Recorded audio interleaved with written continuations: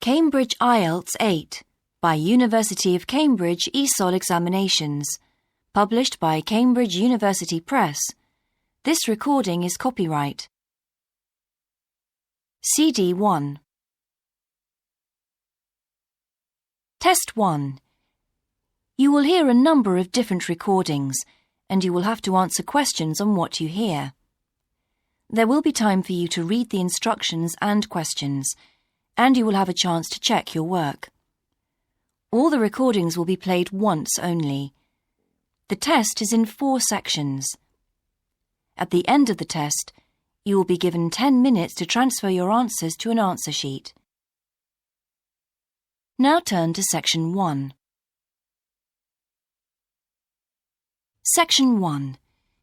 You will hear a conversation between 2 friends called George and Nina about a summer music festival. First, you have some time to look at questions 1 and 2.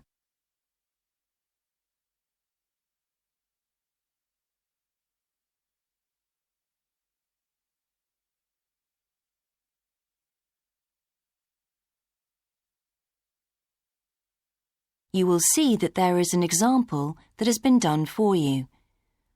On this occasion only, the conversation relating to this will be played first. Hi, George. Glad you're back.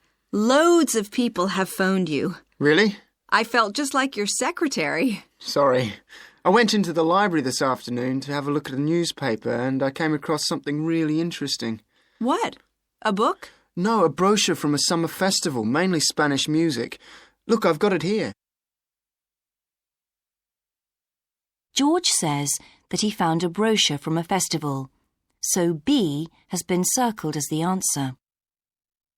Now we shall begin. You should answer the questions as you listen, because you will not hear the recording a second time. Listen carefully and answer questions 1 and 2. Hi, George. Glad you're back. Loads of people have phoned you. Really? I felt just like your secretary. Sorry.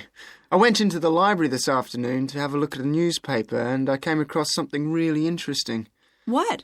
A book? No, a brochure from a summer festival, mainly Spanish music. Look, I've got it here. Spanish music? I really love the guitar. Let's have a look. So what's this group, Guittarini? They're really good. They had a video with all the highlights of the festival at a stand in the lobby to the library, so I heard them.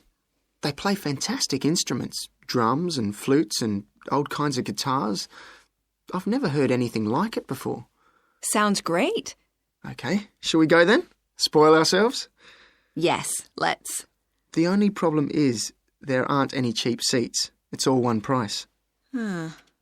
Well, in that case, we could sit right at the front. We'd have a really good view. Yeah, though I think that if you sit at the back, you can actually hear the whole thing better. Yes. Anyway, we can decide when we get there. Before you hear the rest of the conversation, you have some time to look at questions 3 to 10.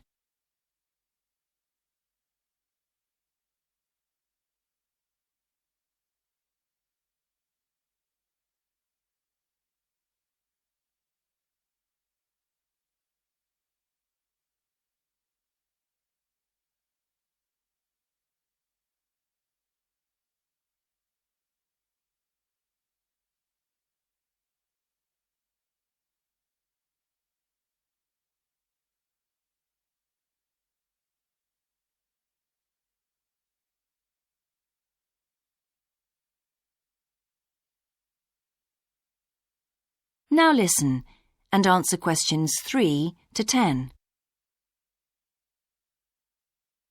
So will you fill in the form or shall I? I'll do it.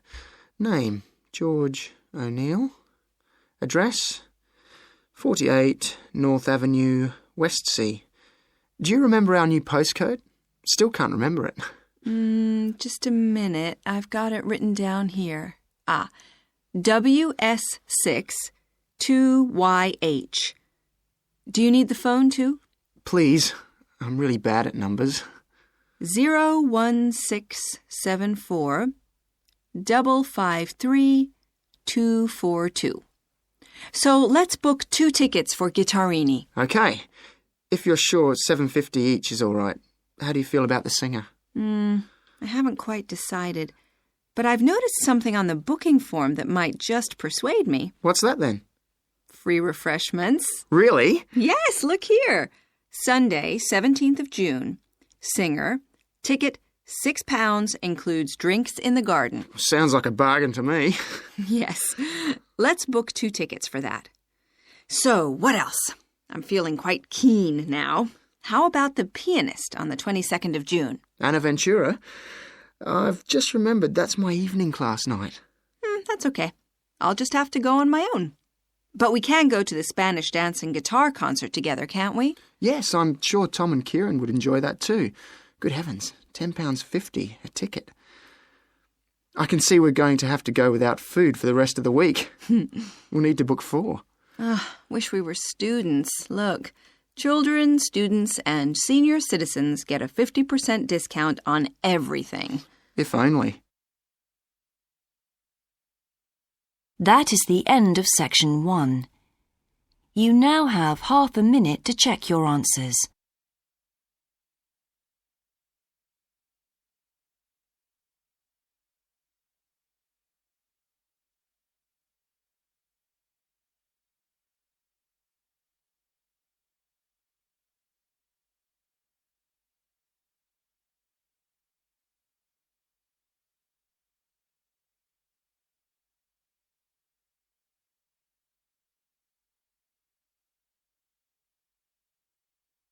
Now turn to section 2.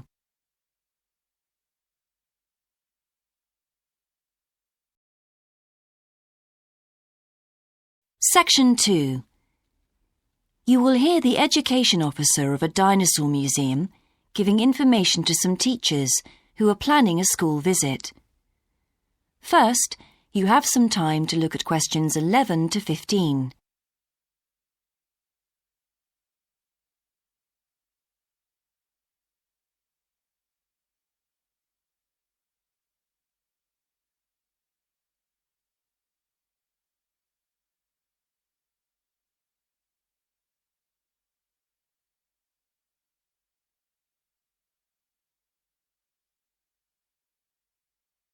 Now listen carefully and answer questions 11 to 15. Hello, and thank you for asking me to your teachers' meeting to talk about the Dinosaur Museum and to tell you a bit about what you can do with your students there. Well, let me give you some of the basic information first. In regard to opening hours, we're open every day of the week from 9 a.m. to 8 p.m. except on Mondays, when we close at 1:30 p.m. And in fact, the only day in the year when we're closed is on the 25th of December. You can book a guided tour for your school group any time that we're open. If you bring a school group to the museum, when you arrive, we ask you to remain with your group in the car park. One or more of the tour guides will welcome you there and brief you about what the tour will be about. We do this there because our entrance is quite small and we really haven't got much room for briefing groups in the exhibition area. As far as the amount of time you'll need goes, if you bring a school group, you should plan on allowing a minimum of 90 minutes for the visit. This allows 15 minutes to get on and off the coach, 45 minutes for the guided tour, and 30 minutes for after-tour activities. If you're going to have lunch at the museum, you will of course have to allow more time. There are 2 cafes in the museum with seating for 80 people. If you want to eat there, you'll need to reserve some seating, as they can get quite crowded at lunchtime. Then, outside the museum at the back, there are tables, and students can bring their own lunch and eat it there in the open air. Before you hear the rest of the talk, you have some time to look at questions 16 to 20.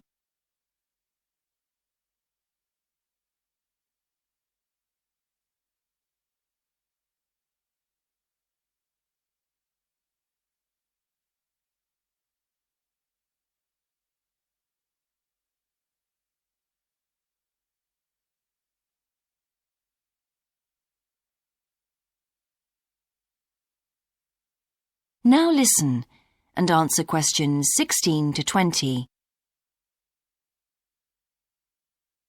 When the students come into the museum foyer, we ask them to check in their backpacks with their books, lunchboxes, etc. at the cloakroom before they enter the museum proper. I'm afraid in the past we have had a few things gone missing after school visits, so this is a strict rule. Also, some of the exhibits are fragile and we don't want them to be accidentally knocked. But we do provide school students with handouts with questions and quizzes on them. There's so much that students can learn in the museum, and it's fun for them to have something to do. Of course, they'll need to bring something to write with for these.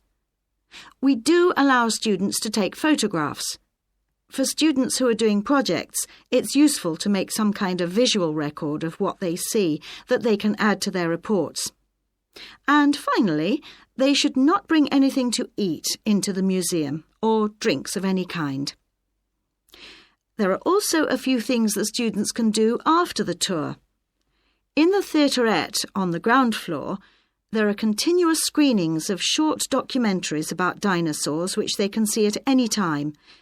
We used to have an activity room with more interactive things like making models of dinosaurs and drawing and painting pictures, even hunting for dinosaur eggs. But unfortunately, the room was damaged in a bad storm recently when water came in the roof, so that's closed at the moment. But we do have an IT centre where students have access to CD-ROMs with a range of dinosaur games. These games are a lot of fun, but they also teach the students about the lives of dinosaurs, how they found food, protected their habitat, survived threats, that kind of thing. And I think that's all I have to tell you. Please feel free to ask any questions if you would like to know anything else about. That is the end of section 2. You now have half a minute to check your answers.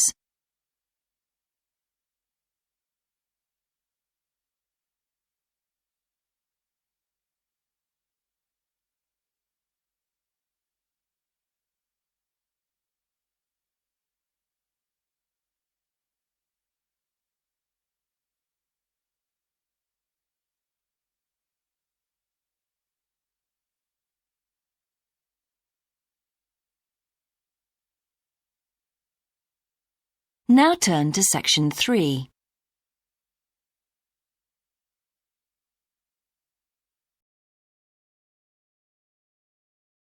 Section 3. You will hear a student called Sandra talking to her tutor about a draft proposal she has written for a competition. First, you have some time to look at questions 21 to 24.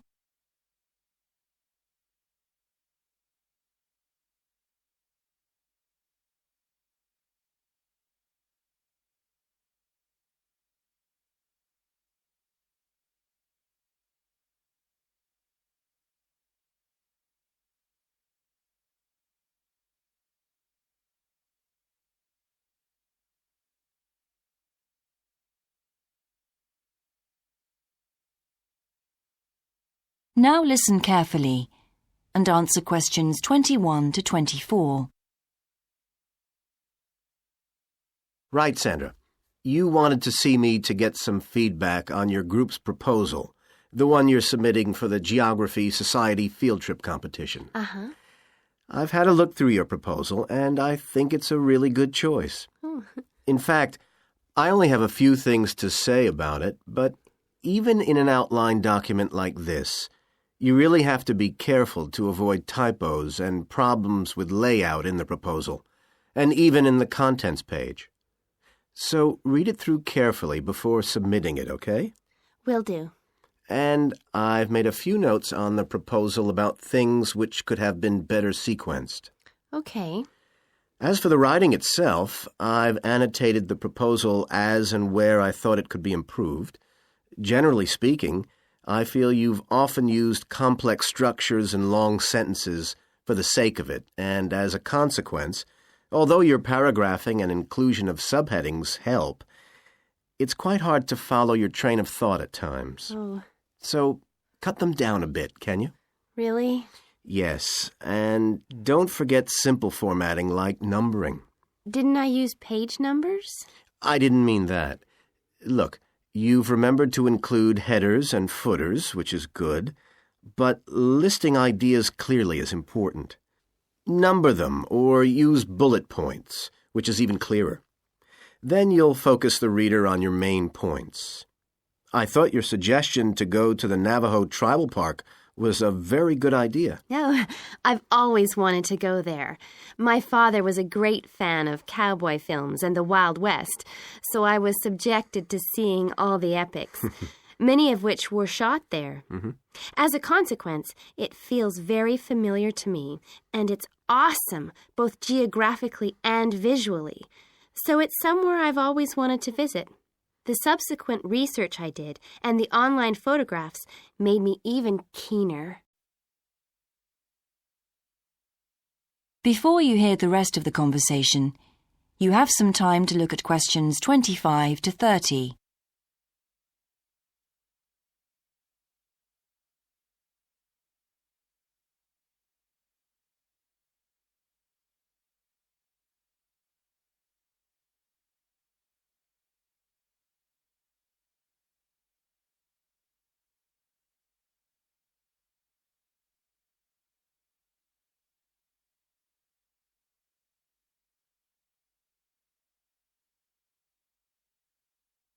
Now listen and answer questions 25 to 30.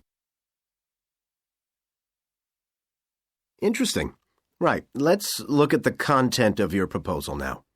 Did you find it comprehensive enough? Well, yes and no. You've listed several different topics on your contents page, but I'm not sure they're all relevant. No?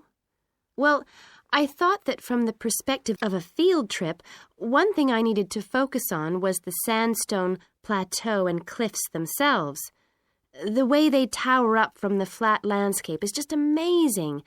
The fact that the surrounding softer rocks were eroded by wind and rain, leaving these huge outcrops high above the plain. It's hardly surprising that tourists flock to see the area.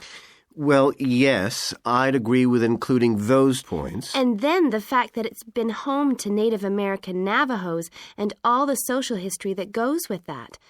The hardships they endured trying to save their territory from the invading settlers. Their culture is so rich. All those wonderful stories. Well, I agree it's interesting, but it's not immediately relevant to your proposal, Sandra. So, at this stage, I suggest you focus on other considerations. I think an indication of what the students on the trip could actually do when they get there should be far more central, so that certainly needs to be included and to be expanded upon. And I'd like to see something about the local wildlife and vegetation, too. Not that I imagine there's much to see. Presumably the tourist invasion hasn't helped. Okay, I'll do some work on those two areas as well. But you're right, there's not much apart from some very shallow-rooted species. Although it's cold and snowy there in the winter, the earth is baked so hard in the summer sun that rainwater can't penetrate. So it's a case of flood or drought, really. So I understand. Now, before we look at everything in more detail, I've got a few factual questions for you. It would be a good idea to include the answers in your finished proposal, because they're missing from your draft. Fine. So you mentioned the monoliths and the spires, which was good. But what area does the tribal park cover? Do you know? 12,000 hectares, and the plain is at about 5,850 meters above sea level. Larger than I expected. Okay, where's the nearest accommodation? That's a practical detail that you haven't included. Have you done any research on that? Yes, there's nowhere to stay in the park itself, but there's an old trading post called Goulding quite near.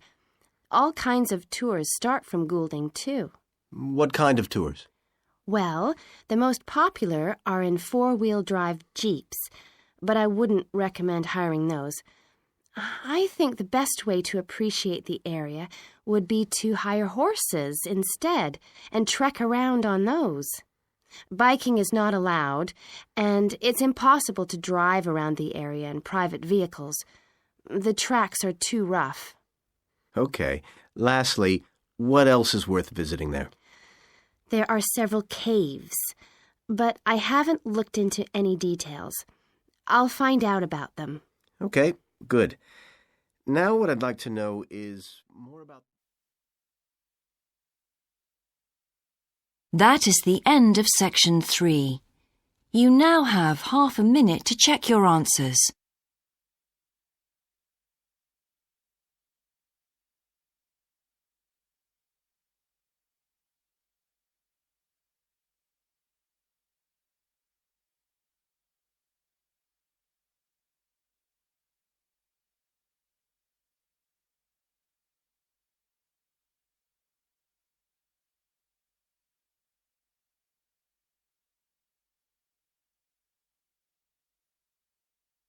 Now turn to section 4.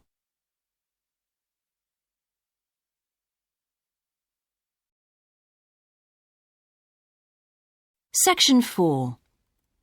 You will hear a lecturer's introduction to a geography module. First, you have some time to look at questions 31 to 40.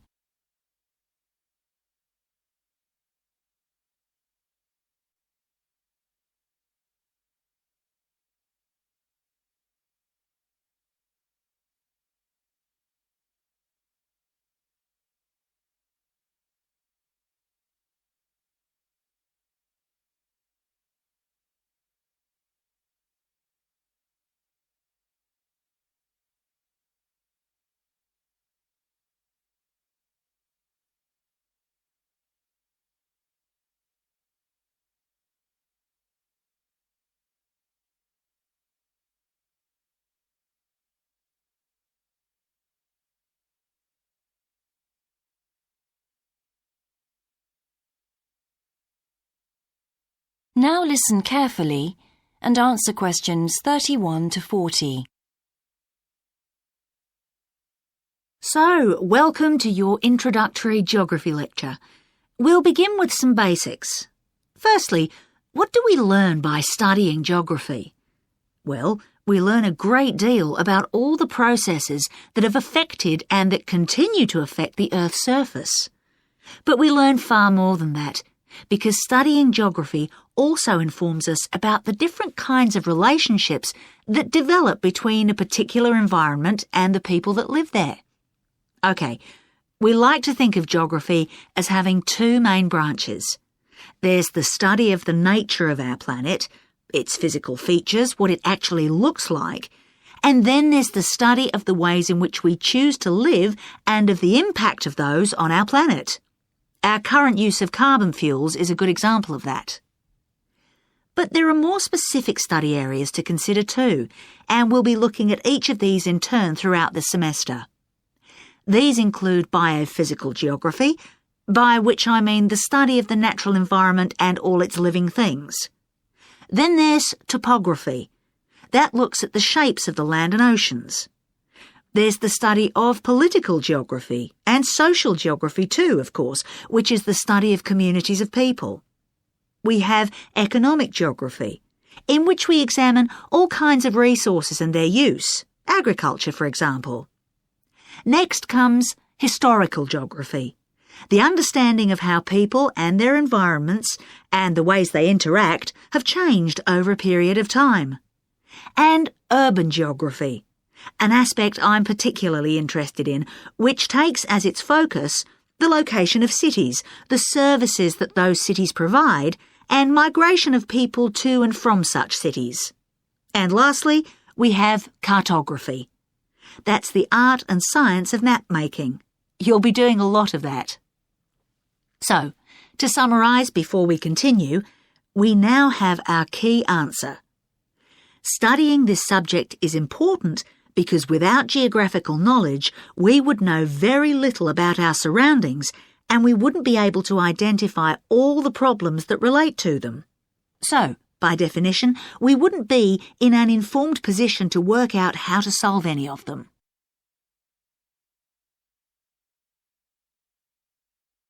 OK, now for some practicalities. What do geographers actually do? Well, we collect data to begin with.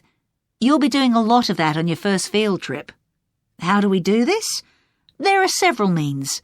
We might, for example, conduct a census, count a population in a given area perhaps. We also need images of the Earth's surface which we can produce by means of computer generation technology or with the help of satellite relays. We've come a very long way from the early exploration of the world by sailing ships when geographers only had pens and paper at their disposal. After we've gathered our information, we must analyse it. We need to look for patterns, most commonly those of causes and consequences. This kind of information helps us to predict and resolve problems that could affect the world we live in. But we don't keep all this information confidential. We then need to publish our findings so that other people can access it and be informed by it. And one way in which this information can be published is in the form of maps. You'll all have used one at some stage of your life already. Let's consider the benefits of maps from a geographer's perspective. Maps can be folded and put in a pocket and can provide a great store of reference when they're collected into an atlas. They can depict the physical features of the entire planet if necessary, or just a small part of it in much greater detail. But there is a drawback. You can't exactly replicate something that is three-dimensional, like our planet, on a flat piece of paper, because paper has only 2 dimensions. And that means there'll always be a certain degree of distortion on a map. It can't be avoided. We can also use aerial photographs, pictures taken by cameras at high altitude above the Earth. These are great for showing all kinds of geographical features that are not easy to see from the ground. You can easily illustrate areas of diseased trees or how much traffic is on the roads at a given time, or information about deep seabeds, for example. Then there are Landsats. These are satellites that circle the Earth and transmit visual information to computers at receiving stations. They circle the Earth several times a day and can provide a massive information. You'll all be familiar with the information they give us about the weather, for example. So what we're going to do now is look at a short presentation in which you'll see all these tools. That is the end of section 4. You now have half a minute to check your answers.